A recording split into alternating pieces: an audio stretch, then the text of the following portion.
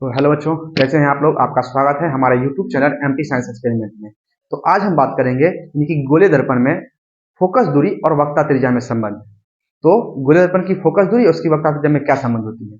तो गोले दर्पण की जो फोकस दूरी होती है उसकी वक्ता त्रिज्या की आधी होती है, या हम ऐसे कह सकते हैं कि गोले दर्पण में क्या होता है, जो वक्ता त्रिज्या होता है फोकस दूरी की दोगुनी होती है। तो चलिए देखते हैं कैसे होती है। तो हम यहाँ क्या कर लिए हैं, लिख लिए हैं कि गोले दर्पण की फोकस दूरी तथा वक्ता त्रिज्या में संबंध स्थापित करें या संबंध। तो गोले दर्पण की फोकस दूरी उसकी वक्ता त्रिज्या की आधी होती है। ठीक है, तो कैसे आधी होती है, यानी कि हम लोग देखेंगे इनको क्या सिद्ध करना है, यानी कि F बराबर R/2 सिद्ध करना है। ठीक है, तो आप क्या करेंगे, सिद्ध करेंगे कैसे होता है। तो हम मान लेते हैं कोई गोलीय दर्पण जो है ये अवतल है। कोई अवतल क्या है, गोलीय दर्पण है। ये क्या होता है, ध्रुव, और ये होगा मुख्य अक्ष। मुख्य अक्ष तो मान लेते हैं यहाँ का इसका क्या है, फोकस, और यहाँ क्या है, वक्ता केंद्र। तो हम लोग जानते हैं यानी कि गोलीय दर्पण में किरण आरेख की बनावट। ठीक है, किरण आरेख की बनावट। तो किरण आरेख की बनावट क्या होती है, यानी कि मुख्य अक्ष के समांतर चलने वाली प्रकाश किरणें दर्पण से परावर्तन के बाद कहां जाती है, तो फोकस से जाती है। तो एक किरण क्या करते हैं, समांतर लेके जाते हैं, परावर्तन के बाद कहां से जाएगी, तो फोकस से जाएगी। और हम लोग ये पढ़ चुके हैं कि जब प्रकाश किरणें यानी कि वक्ता केंद्र से जाती है, तो वक्ता केंद्र से जाती है तो दर्पण से परावर्तन के बाद उसी पथ से लौट जाती है। यानी कि तो ये क्या होता है, वक्ता केंद्र क्या होता है, गोलीय दर्पण पर लंबवत होता है। तो हम क्या करते हैं, अगर इस पॉइंट पे अगर हम लंब डाल दें यहां से, ठीक है, यहां से क्या कर दिए हैं, लंब डाल दिए हैं, तो एक कोण यहां बनेगा और एक कोण यहां बनेगा। तो आपको यहां दिख रहा होगा इस पॉइंट पे, इस पॉइंट को मान लेते हैं बी, और यहाँ जो आपतित हुई है इसको मान लेते हैं यानी कि ए। तो हम बात कर लेते हैं, यानी कि ये क्या है, दो समांतर रेखा है, ये और ये दो क्या है, समांतर रेखा है। और क्या कर रही है, उसको कोई एक तिर्यक रेखा यानी कि सी जो है, यानी कि BC कोई तिर्यक रेखा क्या कर रही है, काट रही है। तो यहाँ तक बात आपको समझ में आ गया होगा। ये क्या, दो समांतर रेखा है जिसको क्या कर रही है, सी कोई तिर्यक रेखा काट रही है। तो जब तिर्यक रेखा काटती है, यानी कि जब दो समांतर रेखा को कोई तिर्यक रेखा काटती है, तो उसके बीच कौन कौन से कोण बनते हैं और कौन कौन से कोण बराबर होते हैं। तो हम लोग पीछे 9th में पढ़ चुके हैं, यानी कि दो समांतर रेखाओं के बीच यानी कि अंतःएकांतर कोण, बाह्यएकांतर कोण, संगत कोण, ये सब क्या होते हैं, बराबर होते हैं। तो चलिए थोड़ा सा समझ लेते हैं। यानी कि मान लेते हैं ये दो समांतर रेखाएं हैं जिसको कोई क्या कर रही है, तिर्यक रेखा क्या कर रही है, प्रतिच्छेद कर रही है यानी कि काट रही है। तो यहाँ जो कोण बनता है, ये सब आपस में कौन से कोण बराबर होते हैं। तो चलिए देखते हैं कैसे बराबर होते हैं। तो मान लेते हैं इसको 1 2 3 4 5 6 7 और ये 8। अब हम बात करेंगे कौन सा कोण एकांतर कोण होता है, कौन सा कोण संगत कोण होता है, कौन सा अंतःएकांतर होता है, कौन सा बाह्यएकांतर कोण होता है। तो अगर हम बात करेंगे तो यहाँ जो आपको दिख रहा होगा ये 3 और ये 6, ठीक है, कोण दिख रहा होगा आपको 3 बराबर कोण 6। तो ये जो 3 और 6 और ये जो 4 और 5 यानी कि 4 और 5 ये आपस में यानी कि ये दोनों क्या होंगे, ये दोनों 3 6 बराबर होंगे और 4 5 बराबर होंगे। तो ये 3 6 और 4 5 किससे बराबर होते हैं, तो अंतःएकांतर कोण से। किससे बराबर होते हैं, तो अंतःएकांतर कोण से। यहाँ तक बात आपको समझ में आ गया होगा। और यहाँ पर बात कर लेंगे 2 और 7, तो 2 और 7 किससे बराबर होंगे, तो ना बाह्यएकांतर कोण से। ठीक है, 1 और 8 किससे बराबर होंगे, तो बाह्यएकांतर कोण से। तो यहाँ तक बात आपको समझ में आ गया होगा। ठीक है, और अगर हम संगत कोण की बात कर लें तो ये 2 और 5 ये क्या है, संगत कोण जो आपस में बराबर होंगे। 1 और 6 संगत कोण जो आपस में बराबर होंगे। 3 और 8 संगत कोण जो आपस में बराबर होंगे। 4 और 7 संगत कोण जो आपस में बराबर होंगे। और अगर हम बात कर लें यानी कि ये क्या होता है, एक ही ओर के जो अंतःकोण होते हैं, एक ही ओर के अंतःकोण उसका योग क्या होता है, 180 डिग्री। तो आप लोग ये पीछे 9th में पढ़ चुके हैं। ठीक है, थोड़ा सा हम इसकी चर्चा कर लेते हैं। हम लोग को ये जरूरत पड़ेगा यहाँ पे, यानी कि अंतःएकांतर कोण की। तो अंतःएकांतर कोण क्या होता है, 3 और 6 4 और 5। तो इसे क्या करते हैं, अंतःएकांतर कोण कहते हैं, जो आपस में क्या होते हैं, बराबर होते हैं। तो इसको आप समझ लिए होंगे। तो इसको मैं क्या करता हूँ, मिटा देता हूँ।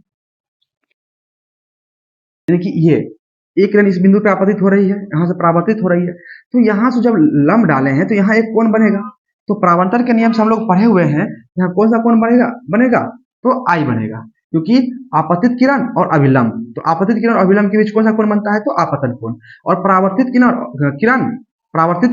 और अभिलंब के बीच जो कोण बनता है उसको क्या बोलते हैं, आर बोलते हैं। यहाँ तक बात आपको समझ में आ गया होगा।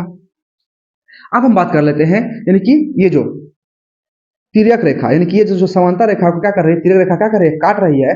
तो यहाँ कोण जो बनेगा, ये कोण आई और इसके क्या हो जाएगा, बराबर हो जाएगा। क्यों बराबर हो जाएगा, तो अंतः एकांतर कोण से। तो अभी हमने देखा कि कैसे बराबर होता है, तो अंतः एकांतर कोण से। तो यहाँ हम अगर चित्रानुसार बात करेंगे, ठीक है, तो यहाँ पर हम लिख सकते हैं कोण A B C, A B C, ठीक है। ये क्या हो जाएगा, बराबर हो जाएगा किसके, यानी किसके, बी सी एफ के। किसके बराबर हो जाएगा, बी सी एफ के, कौन, बी सी एफ के। तो बराबर हो जाएगा, किस नियम से बराबर हो जाएगा, तो यहां पर लिख देंगे हम अंतः एकांतर कोण से।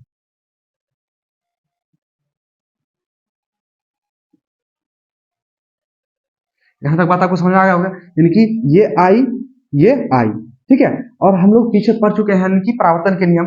तो ये आई और ये आर, ये दोनों क्या हो जाएगा, बराबर हो जाएगा। तो हम यहाँ लिख सकते हैं यानी कि आई आर बराबर किससे बराबर हो जाएगा, तो परावर्तन के नियम से। तो हम यहाँ लिख सकते हैं ए बी सी, यानी कि कोण ए बी सी बराबर हो जाएगा, यानी कि सी बी एफ के। किसके बराबर हो जाएगा, कोण सी बी एफ के।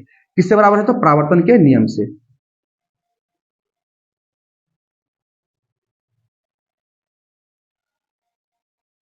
यहां तक बात आपको समझ में आ गया होगा। तो हम यहाँ क्या देख रहे हैं, यानी कि ये जो कोण ये है और ये है, ये क्या हो जाएगा, बराबर हो जाएगा। क्यों, क्योंकि ये बराबर है इसके और ये बराबर है इसके, तो आई बराबर आर हो जाएगा। तो यहाँ क्या हो जाएगा, यानी कि यहाँ हम देखेंगे कोण सी और कोण बी, यानी कि बी सी एफ बराबर सी बी एफ के, ठीक है। ये दोनों कोण क्या हो जाएगा, आपस में बराबर हो जाएंगे। तो जब ये दोनों कोण आपस में बराबर हो जाएंगे, तो मेरे पास जो त्रिभुज बनेगा सी बी एफ, ठीक है, ये त्रिभुज क्या हो जाएगा, समद्विबाहु त्रिभुज हो जाएगा, ठीक है। तो मैं इसको क्या करता हूं, लिख देता हूं, यानी कि कोण बी सी एफ बराबर सी बी एफ के, सी बी एफ के। किससे बराबर है, चित्र में आपको दिख रहा होगा, ठीक है। तो हमें लिख देता हूं चित्रानुसार, ठीक है। जब आपस में ये दो कोण बराबर हो जाएगा इस त्रिभुज के, तो ये त्रिभुज क्या है, समद्विबाहु त्रिभुज। तो मैं वो भी लिख देता हूं, अतः त्रिभुज C B F, C B F क्या हो जाएगा, समद्विबाहु त्रिभुज, समद्विबाहु त्रिभुज होगा। तो ये क्या हो जाएगा, समद्विबाहु त्रिभुज हो जाएगा। तो समद्विबाहु त्रिभुज हम लोग जानते हैं कि समद्विबाहु त्रिभुज में क्या होता है, दो भुजा बराबर होता है। बाहु का मतलब क्या होता है, भुजा, यानी कि समद्विबाहु, यानी कि दो भुजा जिसका बराबर हो उसको क्या कहेंगे, समद्विबाहु, यानी कि समद्विबाहु त्रिभुज कहेंगे। जिसका तीन भुजा बराबर हो उसको क्या बोलेंगे, समबाहु त्रिभुज बोलेंगे। यहाँ तक बात आपको समझ में आ गया होगा। तो हम यहाँ लिख सकते हैं, यानी कि सी एफ बराबर बी एफ।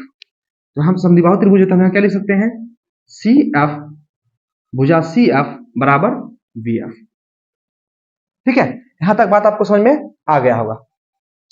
तो यदि हम बात करें, ये जो बिंदु आपको पी बी बिंदु यहाँ पर दिख रहा होगा, यदि ये जो बी बिंदु है यहाँ पे हो, यानी कि बहुत निकट, पी बिंदु के बहुत निकट हो, जैसे कि यहाँ से अब हम लोग देख रहे हैं, थोड़ा सा इसको बहुत बड़ा पिक्चर हमको दिख रहा होगा। यदि हम इसे क्या करें, छोटा करने की कोशिश करें, जैसे कि हमें छोटा करने की कोशिश करें,